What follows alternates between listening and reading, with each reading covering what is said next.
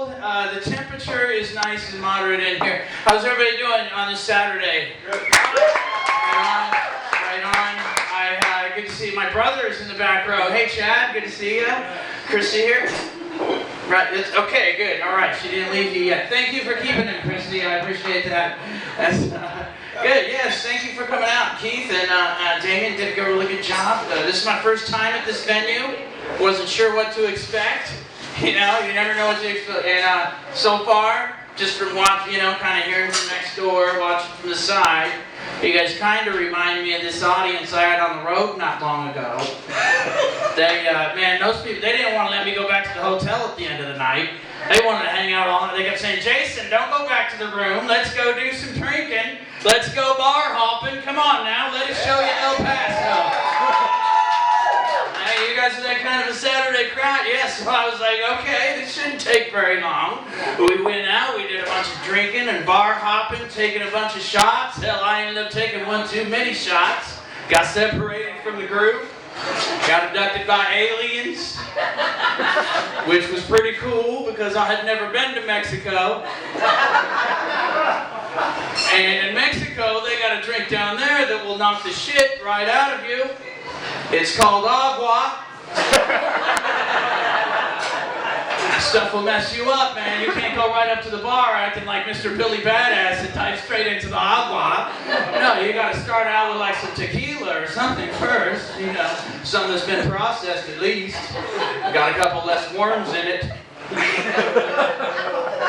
I was wandering around. I was in Juarez, Mexico. If anybody here likes geography, I loved looking at maps when I was a kid, mostly because I wanted to get the fuck away from home. But I was in Juarez, Mexico. I don't know if you've ever been to Mexico or not. If you've never been to Mexico, fuck, don't go. It's a shithole. But I was wandering down in Juarez, Mexico, wandering around, because I had a pretty good buzz going on. I'm not gonna lie. Hell, I was buzzing so good by that point. I started wandering around looking for Johnny Cash.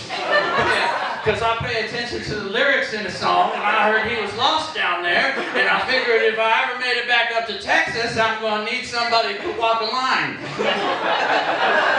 But I didn't see old Johnny Cash, but you know what I did see while I was looking for him? I saw a candle factory burned to the ground. It took forever. But it smelled wonderful. Jasmine, the peach, lavender. And then the part of the factory where they make them little trick birthday candles kept catching back on fire. And then there was this big old fireball, a big old round fireball thing, like a burning ring of fire. And I looked at it and I was like, there's Johnny Cash. You got in. Did you fall in there, Johnny? And I reached in and I pulled him out and I'm like, let's go to Texas and walk a line. I watched your biopic. I know you can do both. And that's the first time I did mushrooms.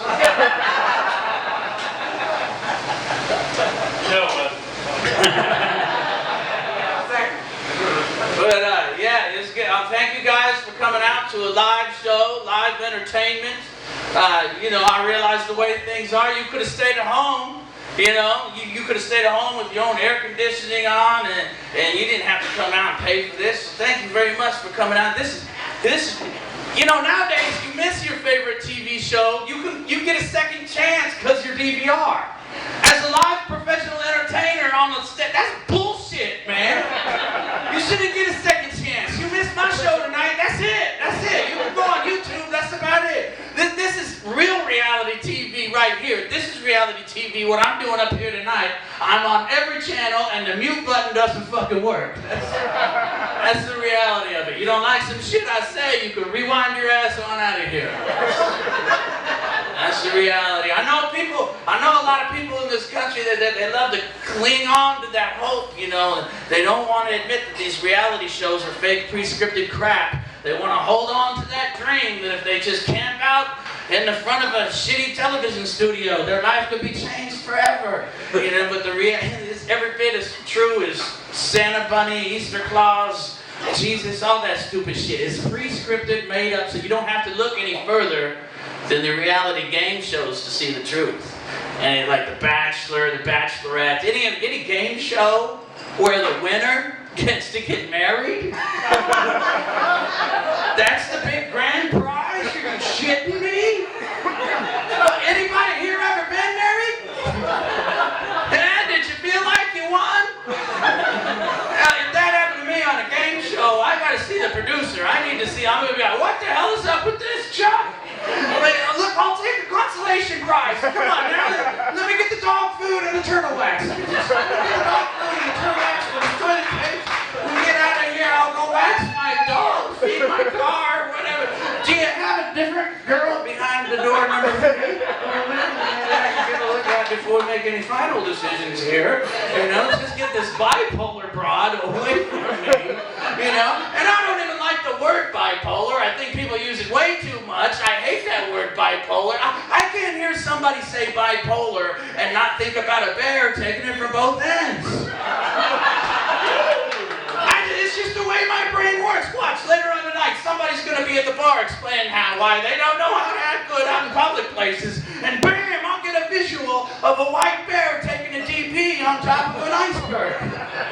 You know what DP is. You got the internet here. I don't need that. I don't need my zoo animals getting made into Chinese handcuffs. Bipolar, turning double plays on top of an iceberg. Bipolar. Sounds like somebody's been enjoying themselves to a Coca-Cola commercial at Christmas time. Bipolar.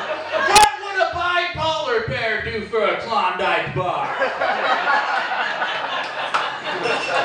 Yeah, whatever it is, I'll bet you it's a pay site. Because you're not getting that good of a show for free. No, if you want to answer the question, what are bipolar bears doing for Klondike bars, you're going to have to go Google that shit, aren't you? You're going to Google it, you're going to click on the link, you're going to scroll down, click on the thumbnail, and then eventually they're going to start asking for you for all of your appropriate credit card information, the appropriate billing zip code and address that matches the statement to that card, and then you got to think back to where you were living when you had credit good enough to get the fucking card. And then you're going to get a little education about the 3-digit number on the back by your signature, how it protects you as a consumer. And you've got to enter all of this information with one fucking hand. And it's not even your good hand. I mean, unless you're living alone and you don't care if the keyboard is getting greasy right now. Yeah, a few of you are laughing. Most of you just found out why your keyboard's getting greasy.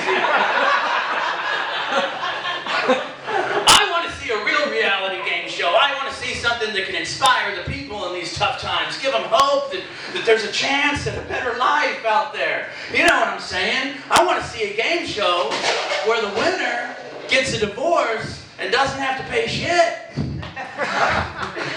You can call it, you're free. You can go. And you can, I think the networks might go for it. I'm pitching this idea to them. And it's got a lot of sponsorship opportunities. That's how shit gets on television these days. It ain't got nothing to do with talent. It's got to have sponsorship opportunities. Can you sell their bullshit? Either political bullshit, physical bullshit, fucking products, whatever. And you can have these contestants win a lot of products and services that they're going to be needing really soon as newly single people. You know, like a free U-Haul rental, 6-month lease at a public storage facility, you know, some free chiropractic care because they're going to be crashing on everybody's couch and futon they know till they figure shit out. Maybe you can even go to the bonus round where you get the opportunity to win half of your own shit back. That would be awesome. Let's get some of the items already purchased. That would be great. So I'm single. Not true. I have a girlfriend. I used to say that after the divorce. Like I have a girlfriend. I'm not single. I'm in a relationship, which means that. Well, it means that I have 100 problems. You don't listen to the right radio station to get that. Let me just explain to you. I got all the same problems JC's got, and then the additional one. Yeah. I've got 99 red balloons because a bitch popped one. Yeah, that's the throwback to the 80s. VH1 and that. Let's see.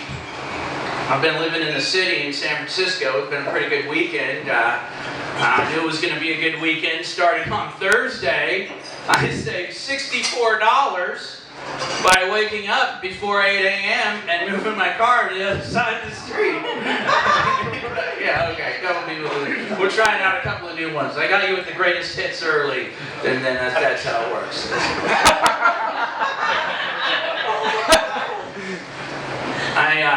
I was in Denver recently, and I was at the Denver airport. And incidentally, if you're ever flying in or out of Denver, please don't bother joining the Mile High Club. It really doesn't mean shit there. It's the Mile High City, people. You're just fucking on the floor. That's all you're doing. Back home, we just call that kitchen style. You know.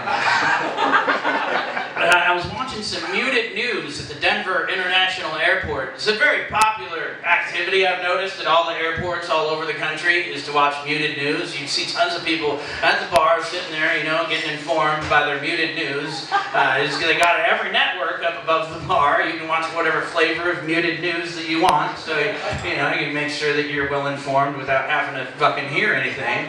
And you see, I was sitting there and I saw the muted news. It was headline news, CNN, MSNBC, Fox News, whatever kind of muted shit you want to hear, or don't want to hear, as the case may be. But with it all muted, I couldn't help but notice the headline ticker that scrolls by at the bottom of the screen. On the Fox channel, it scrolls by at approximately 1/3 the speed of the other networks. Apparently their viewers need a little more time to sound shit out. Figure exactly who the hell they're pissed off at, who they need to blame. President Roosevelt instituted daylight savings time in America in 1942. And if you've traveled much, you probably know that the state of Arizona does not recognize daylight savings time. Because if you watch the news at all, you understand that in the state of Arizona, they've already set their clocks back to 1941. Alright, cool. The ones I wrote this week are going well. I was born in 1972. I like to do these historical references so that my student loan doesn't feel like a complete waste of fucking money. I just want to apply a little bit of that so I don't feel like I'm getting completely ripped off. I was born in 1972. Abortion was legalized in 1973. Yeah, that was a fucking close one. I got in right under the tag on that deal, man. I did like a Ricky Henderson, right? Hey, everybody, I'm safe! Because my mom and dad weren't safe. Dad ended up kicked out, so. Man. I come from a long line of entertainers. Actually, I have a lot of entertainers in my family. My uncle was a musician and played music with Merle Haggard and wrote songs for him. And my dad, I never really knew what to call the guy. But my dad was a magician, and not a magician. My dad was a musician. I get it mixed up because he played guitar and would disappear for years at a time. At least for my life, anyway. So I've never really got them words sorted out. Synonyms, I think they're called. I always thought that was the name of his band, but turns out it's a dictionary term. I have a couple of kids myself now. A lot of times people hear those two jokes, you know, they don't want to laugh too hard because they get the wrong impression. They don't realize that some of these jokes are fiction, you know. And I just want to clarify, you know, that some people, oh, that's sad. He might have been unexpected. Maybe his dad wasn't around. That's so sad. I don't know if I want to laugh at that. No, you can laugh at that. I didn't grow up dirt poor or nothing. Sometimes people don't want to, they're like, oh, you probably grew up dirt poor. No, I didn't grow up dirt poor. Okay, just for the record, you know. I grew up kind of poor. You know, I didn't grow up like Modesto poor or nothing.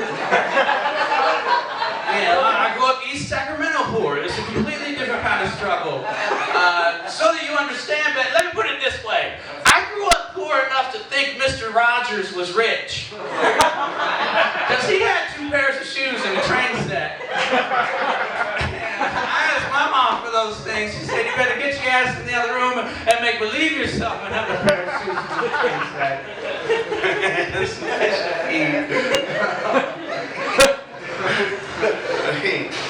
But now I've got 2 kids. Time goes by so quick. I got a really cool little boy. Man, they grow up so fast. He lost a tooth not too long ago. And yeah, well, you know, spanking just wasn't working. Yeah, he's 15 now. Actually, he's a 5-year-old joke.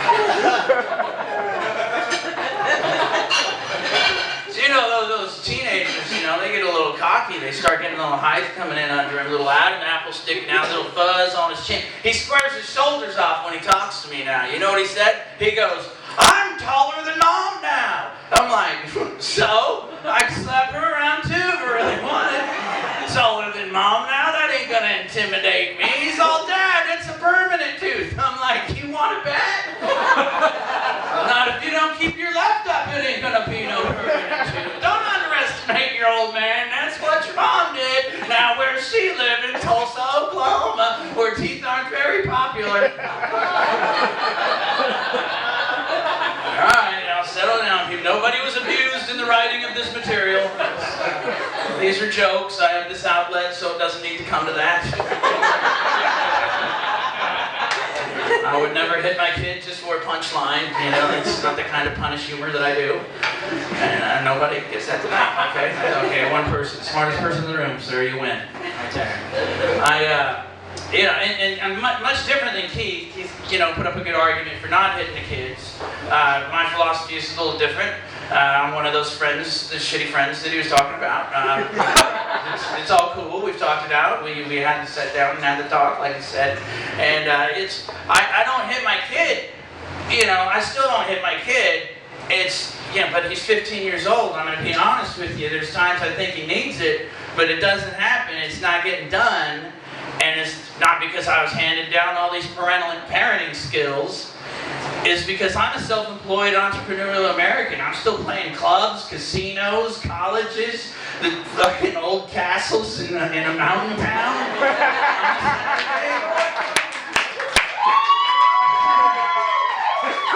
My point is that I've got that high deductible, high copay kind of Kaiser. You know, and you've got to raise your children completely differently when you have high deductible, high copay kind of Kaiser. When you got high deductible, high copay kind of Kaiser, you can't just say, go outside and play. You got to add on them. And be careful. You know, did you guys want to come in? It's $10 right now. You're stealing.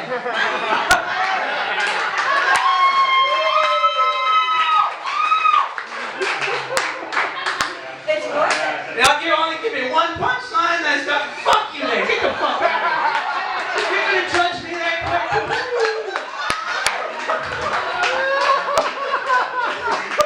if you're gonna judge it that quick off of one fucking punchline, I don't fucking need you. Obviously, I treat my fans very well, can't you see?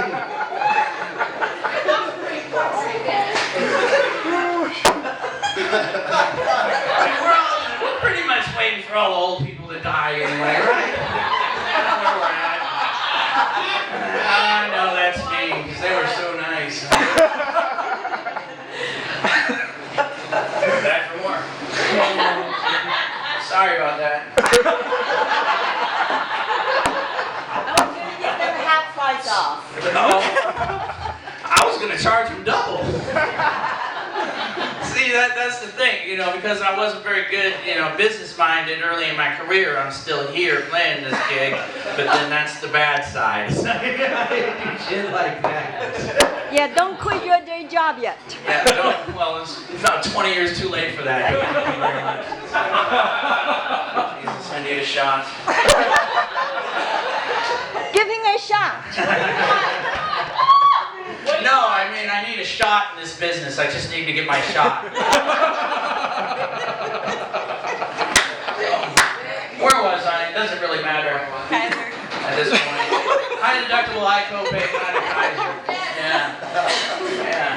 Because the truth, there's a lot of times I feel like my son needs to get his ass kicked. I just don't have the money right. I'm saving up to beat the shit out of him. That was the next punchline. I decided to chase off the customers instead.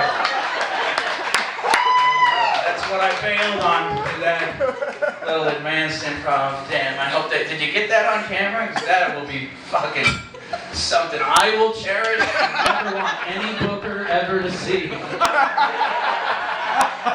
The comics will continue to hold me up as a god for it, and boy, that really fucking done something. I got couches all over the country I can crash on.